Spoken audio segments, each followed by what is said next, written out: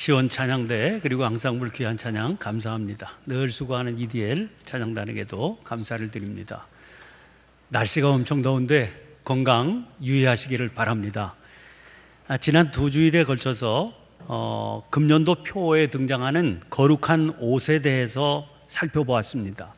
첫 주일에는 전인격, 그러니까 이성과 감정과 의지가 주님의 다스리심을 받는 삶이 우리가 입어야 할 거룩한 옷이다 그랬습니다. 지난 주일에는 직업, 그러니까 우리가 세상에서 하고 있는 일이 거룩한 옷이 되어야 된다, 그런 말씀을 드렸지요. 오늘 우리가 살펴볼 거룩한 옷은 그리스도인으로서의 사회적 책임이라고 하는 옷입니다. 직업하고 다르게 사회적인 책임이라고 하는 것은 예수님을 구주로 고백하는 믿음의 사람이 자기가 속해 있는 세상에 대해서 감당해야 될 책임을 말하는 겁니다. 예를 들면 회사원이라고 하는 직업을 가지고 성실하게 모범적으로 살아가고 있는 성도가 있습니다. 그런데 대통령 선거에서 투표를 하게 되지요. 이 일은 자기의 직업과는 별도로 그 사회를 구성하는 일원으로서의 책임입니다. 그때 주님을 믿는 사람으로서 가져야 될 책임적인 자세가 있는 겁니다. 그 일을 통해서 그는 주님의 다스리심을 나타내 보여야 됩니다. 그때 그 다스리심을 따라 걷는 길이 우리가 입어야 할 거룩한 옷인 겁니다. 지금 세상은 진보와 보수라고 하는 진영 논리로 대립을 하고 있습니다. 어떤 면에서는 교회도 다르지 않습니다. 그런데 두 진영의 경계선을 복음전도 그리고 교회의 사회적 책임으로 그래서 갈라서 보는 시선이 있습니다. 즉 보수적인 교회는 교회의 우선적인 사명이 복음전도에 있다, 그렇게 강조하죠. 그러다 보니까 사회적인 책임은 뒷전으로 밀려나는 경향이 생깁니다. 그에 반해서 진보적인 교회는 사회적인 책임을 강조하다 보니까 복음 전도를 외면하는 경향을 띠게 됩니다. 그러나 이것은 합당한 모습이 아닙니다. 사회적 책임과 복음 전도는 결코 나누어질 수 없는 것이기 때문이지요. 결코 나누어질 수 없다. 이건 무슨 말일까요? 둘은 동전의 양면과 같기 때문입니다. 사회적인 책임을 외면한 복음 전파는 바른 복음 전파라고 할 수가 없고, 복음 전파가 따르지 않는 사회적인 책임은 진정한 책임적인 자세가 되지 못한다 하는 겁니다. 1948년 네덜란드 암스테르담에서 세계교회협의회, 즉 WCC라고 하는 기구가 창설됐습니다. 이 WCC는 추구하는 방향이 교회의 일치와 갱신에 있습니다. 그런데 그 추구하는 방향에 주님께서 교회에 맡기신 복음 전파라고 하는 중요한 사명이 빠져 있다, 그렇게 지적하는 교회들이 생겼습니다. 결국 이것이 교회가 진보와 보수의 진영으로 나누어지게 되는 계기가 된 겁니다. 그래서 1974년 스위스 로잔에서 로잔 세계 복음화 대회라고 하는 것이 열렸습니다. 이것은 WCC를 중심으로 한 교회의 진보 진영이 복음 전파가 아니라 교회의 일치와 사회적인 관심에 더 집중하고 있다, 그런 비판 속에 복음주의의 회복을 하겠다고 모인 대회입니다. 그런데 이 로잔 대회에서 주목할 만한 일이 일어났습니다.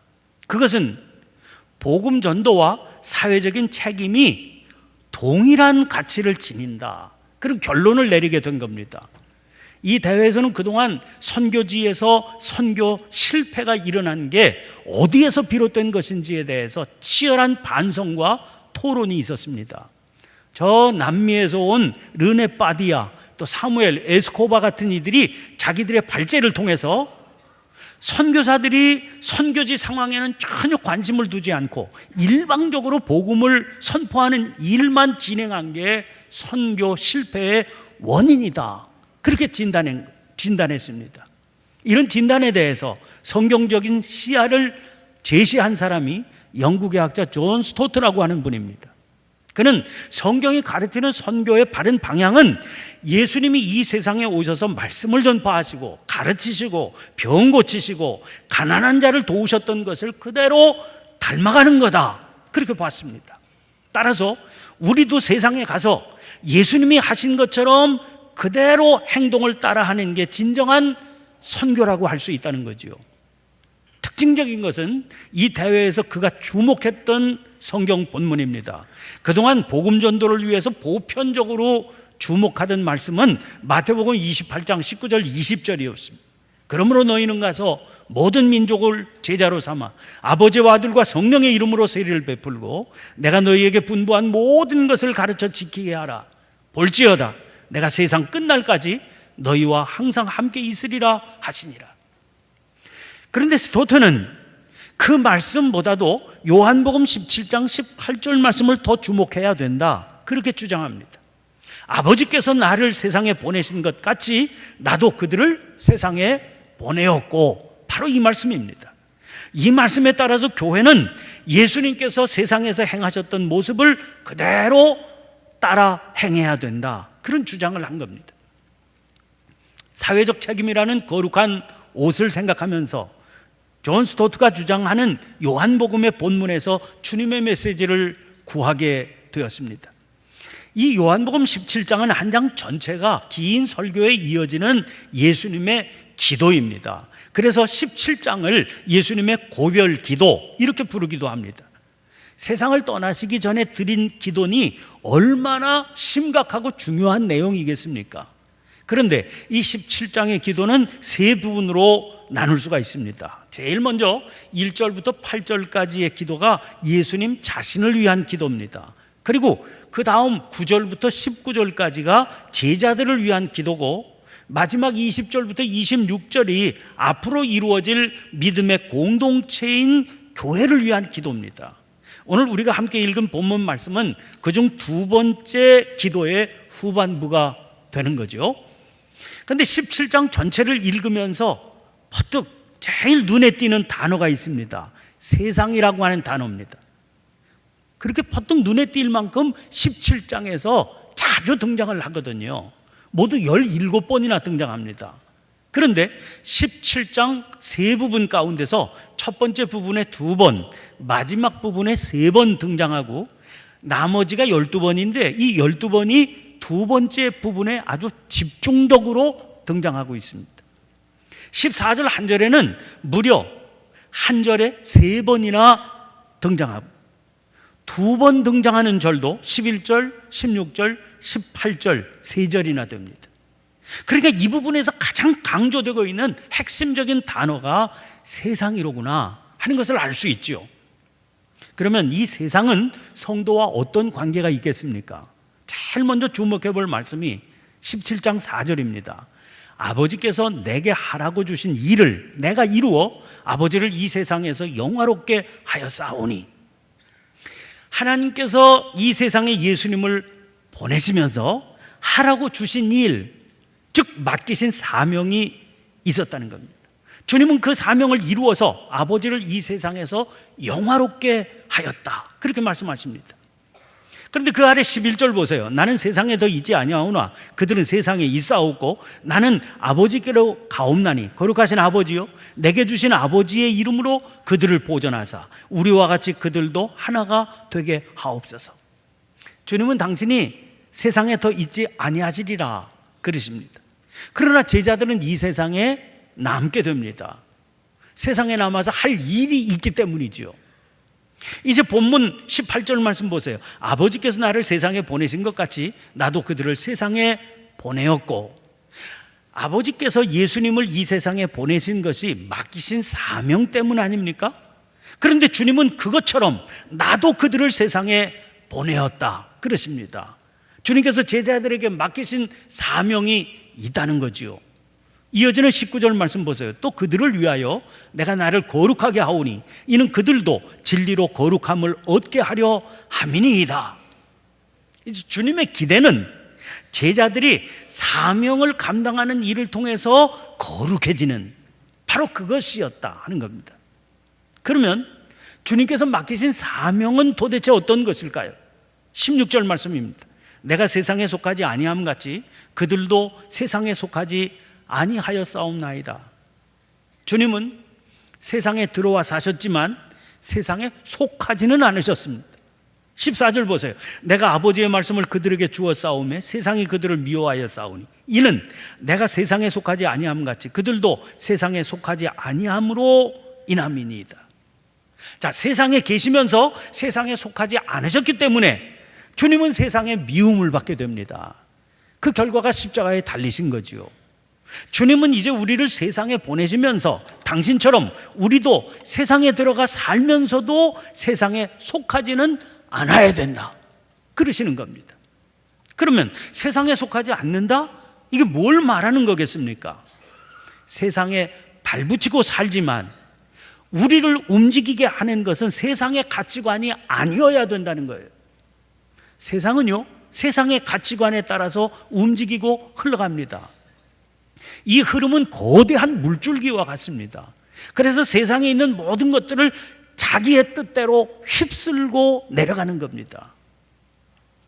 너무 거대하기 때문에 세상 속에서는 이게 당연한 진리요, 세상에서 살려면 당연히 이 가치관을 따라 살아야만 되는 것으로 받아들여집니다.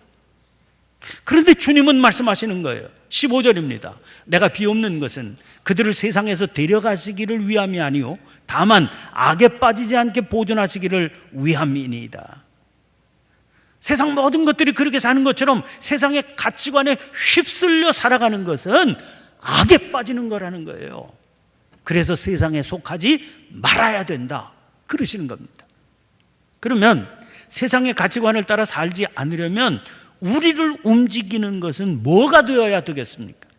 17절 말씀입니다. 그들을 진리로 거룩하게 하옵소서. 아버지의 말씀은 진리니이다. 여기 나와 있죠. 아버지의 말씀입니다. 왜요? 말씀만이 진리인 겁니다. 거룩하다 하는 뜻의 헬라 말은 하기오스라고 하는 말인데 구별되다, 그런 의미를 가지고 있습니다. 세상은 몽땅 세상의 가치관을 따라 움직이지만 우리는요, 그 속에 살면서도 진리이신 하나님의 말씀을 따라 움직입니다. 그리고 뚜렷하게 구별되지요. 이것이 그들을 진리로 거룩하게 하옵소서, 이 말씀의 의미인 겁니다. 그 결과가 뭡니까? 14절 말씀 다시 보세요. 내가 아버지의 말씀을 그들에게 주어 싸우매 세상이 그들을 미워하여 싸우니 이는 내가 세상에 속하지 아니함 같이 그들도 세상에 속하지 아니함으로 인함이니이다. 세상은요, 자기들처럼 살지 않는다, 세상의 가치관을 휩쓸려 따라 살지 않는다, 그런 이유로 주님을 미워했습니다. 그 결과 십자가에 달려 돌아가신 거죠. 주님은 같은 일들이 우리에게도 나타나게 될 거다 말씀하십니다. 그러므로 사명을 따라 살겠다면 우리는 그것을 각오하지 않으면 안 되는 겁니다. 자, 여기까지는 쉽게 알 수 있습니다.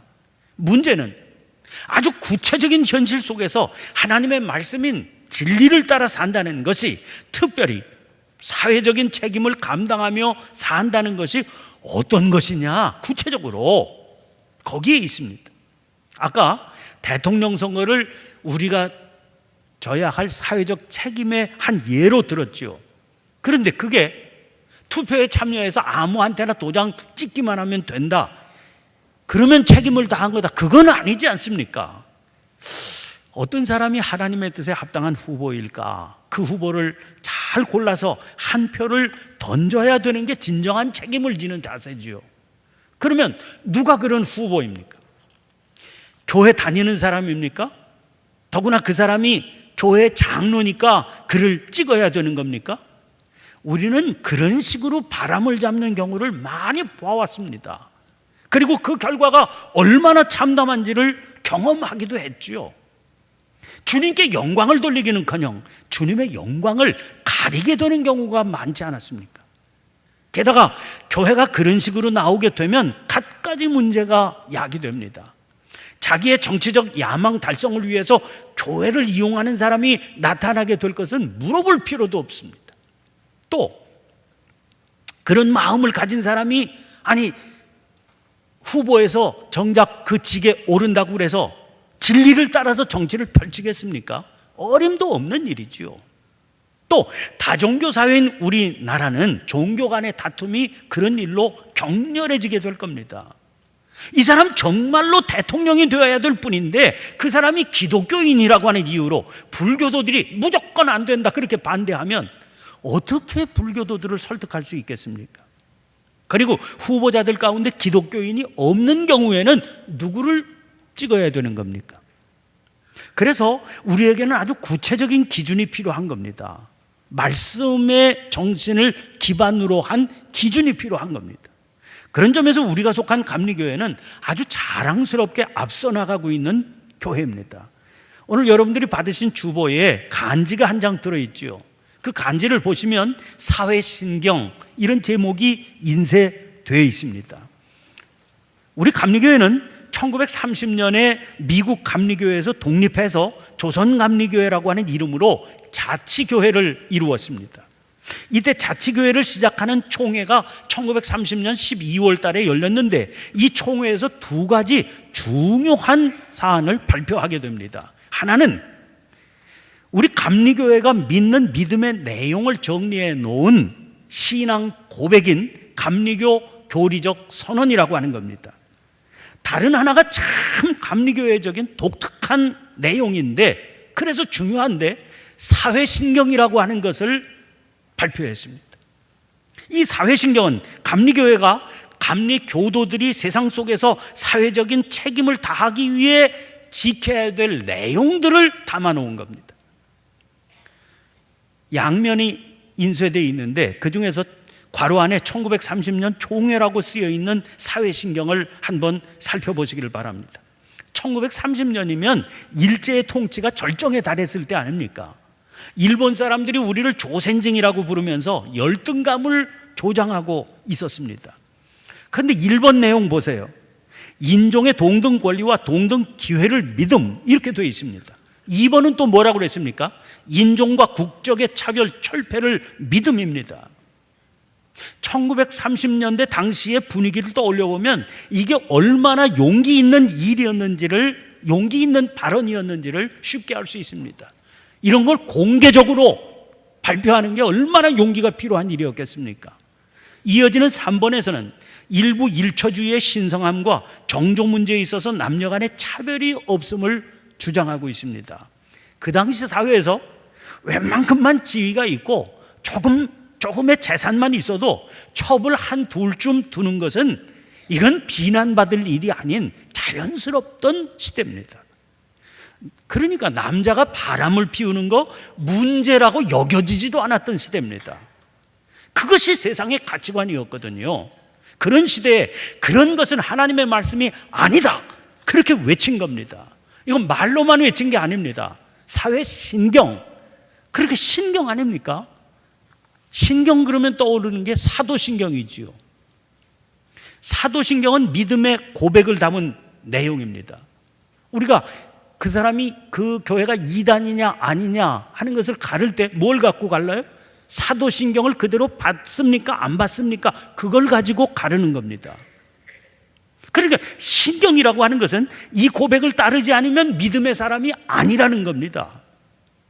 그러니까 사회에서 이 내용대로 살지 않으면 믿음의 사람이라고 할 수 없다. 그래서 신경인 겁니다.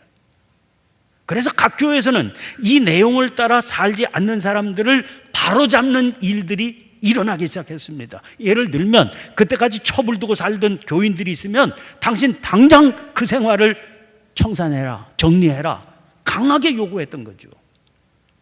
이어지는 내용들도 다 당시로서는 파격적인 것들이었습니다.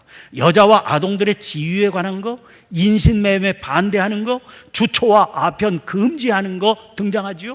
노동에 대한 권리 주장은 8번부터 12번까지 무려 4개 조항에 걸쳐서 등장합니다.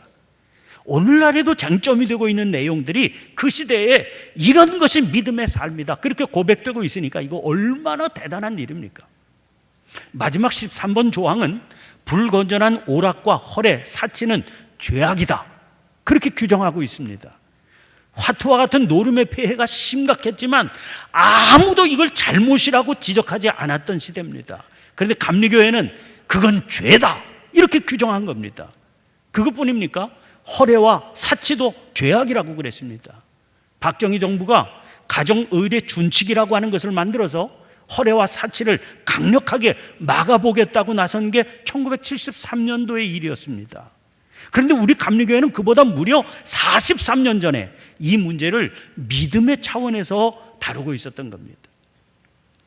그러나 사회적인 문제라고 하는 것은 시대의 변화에 따라서 그 내용과 모습이 달라질 수밖에 없게 되어 있습니다. 따라서 우리 감리교회는 처음 사도신경을 발표한 1930년으로부터 57년, 그러니까 두 세대가 흐른 후인 지난 1997년 총회에서 새로운 사회신경을 제정했습니다. 그게 바로 간지 뒷면에 인쇄되어 있는 1997년 총회에서 개정된 사회신경입니다. 이 1997년 사회신경에서 제일 먼저 실린 게 창조와 생태계 보존에 관한 내용입니다. 환경 문제는 1930년대에는 생각도 하지 못했던 일들이었지요. 그러나 이제는 심각한 사회 문제가 되고 있지 않습니까? 감리교회는 이 문제를 단순한 사회 문제로 보지 않습니다. 하나님께서 창조하신 이 세상을 잘 보존하고 가꾸는 것은 믿음의 사명이라고 보기 때문이죠. 그 뒤로 이어지는 것들은 가정과 성적 순결에 대한 문제, 인권의 문제, 자유와 평등, 노동과 분배의 문제, 그리고 복지의 문제입니다. 하나같이 지금 치열하게 세상 속에서 논의가 되고 있는 문제들이지요. 세상에서 이 문제들이 논의될 때 그 논의의 모습은 어떻게 나타납니까? 사람들은 자기가 처해 있는, 서 있는 입장에서 주장을 펼치게 되어 있습니다. 예를 들면 회사를 운영하는 사람들은 운영자의 입장에서 외치고, 고용된 노동자는 노동자의 입장이 뚜렷하고 분명합니다. 그리고 그 분명한 입장의 밑바탕에는 자기의 이익이 자리를 잡고 있습니다. 그러나 믿음의 사람들은 그것과 달라야 되는 겁니다. 어떤 것이 하나님께서 원하시는 사회를 이루는 것이냐, 그걸 따라가야 되기 때문입니다. 그게 바로 믿음의 삶이거든요. 이어지는 내용들도 주목해 보시기를 바랍니다. 우리는 도덕적 타락을 가져오는 물질 만능주의를 배격합니다. 그런 것들로부터 이 사회를 지켜내기 위한 인간교육, 건전한 생활을 위한 절제운동에 앞장서는 것이 믿음의 사람으로 사회적인 책임을 다하는 자세입니다. 생명공학과 의료윤리에 관한 고백도 새로운 시대적 조류 안에서 우리가 관심을 가지고 지켜가야 할 사회적 책임이라고 그랬습니다. 예수 그리스도는 우리의 유일한 구주이십니다. 그러나 정의로운 사회 건설을 위해서는 타종교와도 공동 노력해야 된다고 그랬습니다. 무조건 타종교를 무시하고 배격하는 것은 바른 믿음의 태도가 아니다 하는 것을 분명히 밝히고 있는 거죠. 마지막 두 조항은 한국이라고 하는 현실 속에서 살아가는 믿음의 사람들이 힘쓰고 노력하고 기도해야 될 책임이 무엇이냐를 담고 있습니다. 그것은 평화적 통일을 이루기 위한 겁니다. 바른 믿음의 사람은 분단의 비극을 극복하는 노력을 기울이는 일에 최선을 다해야 됩니다. 또한 전쟁을 배격하는 것이 믿음의 바른 태도입니다. 재래적 분쟁과 함께 핵무기의 생산과 확산을 반대하는 것이 믿음의 합당한 태도입니다. 세계 기아 문제, 식량의 무기화, 민족 분규, 패권주의를 해결하기 위해서도 노력해야 됩니다. 이런 것들은 지금 도처에서 벌어지고 있는 문제들이지요. 이런 문제들을 외면하지 말아야 됩니다. 이런 비극을 사라지게 하는 일에 힘을 모아야 되고 쉬지 말고 기도해야 됩니다. 우리 서대문지방 평신도 성경학교가 해마다 10월 달에 열리는데요. 그때마다 저한테 맡기는 과목이 성도의 사회적 책임에 관한 겁니다. 저는 그때마다 이 감리교 사회신경을 해설하는 것으로 강의를 메우고 있습니다. 그때 보면 감리교회를 수십 년 다닌 분들도 이런 게 있다는 것 자체를 모르는 분들도 많습니다.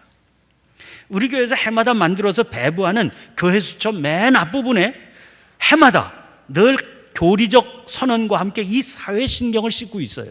금년도 수첩에는 6쪽과 7쪽에 실려 있습니다. 그런데 무심코 지나간 분들이 계실 것 같아서 오늘 주보의 간지로 일부러 만들어 배부해 드린 겁니다. 우리는 다양한 사회적 이슈를 만나게 됩니다. 그럴 때마다 자기의 판단과 주장을 내세우기 전에 교회가 고백하는 사회 신경이 뭐라고 하고 있는지를 살펴봐야 됩니다. 아까 말씀드린 것처럼 이건 신경, 그러니까 우리 감리교회가 고백하는 믿음의 내용이기 때문입니다. 그러므로 그 내용을 통해서 나는 감리교도로서 이런 방향을 택해야 되는 거로구나, 내가 이런 방향을 걸어야 되는 거로구나, 일깨움을 받을 수 있는 겁니다. 사랑하는 성도 여러분, 주님께 영광 돌리기 원하는 우리는 그것을 위해서 거룩한 옷을 입어야 됩니다.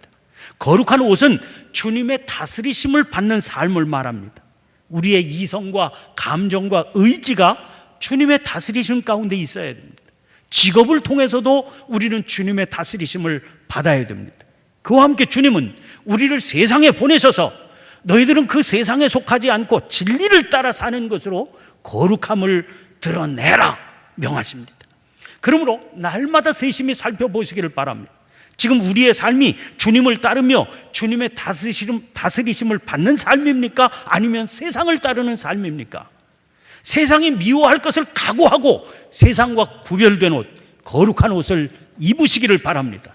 그래서 내게 주신 나의 영광을 그들로 보게 하시기를 기도하신 주님의 기도가 우리들을 통해서 풍성한 응답의 열매로 나타나게 되시기를 간절히 축원합니다. 기도를 드리겠습니다. 거룩하신 하나님, 거룩한 옷을 입고 영광을 주님께 돌리는 삶에 저희가 목마르게 해 주옵소서. 그리하여 저희들의 이성과 감정과 의지가 주님의 다스리심 가운데 있게 하시고 저희들의 직업을 통해서도 주님의 다스리심이 나타나게 해 주옵소서. 저희를 세상 한복판으로 보내셔서 거룩한 삶으로 세상에 하나님의 영광을 보게 하셨습니다. 어떻게 해야 그게 가능한지 방황하지 않도록 교회를 통해 뚜렷한 길을 가르쳐 주시니 감사합니다. 믿음의 각오를 새롭게 하여 매일 매순간 그 길 걷는 저희들이 되게 해 주시옵소서.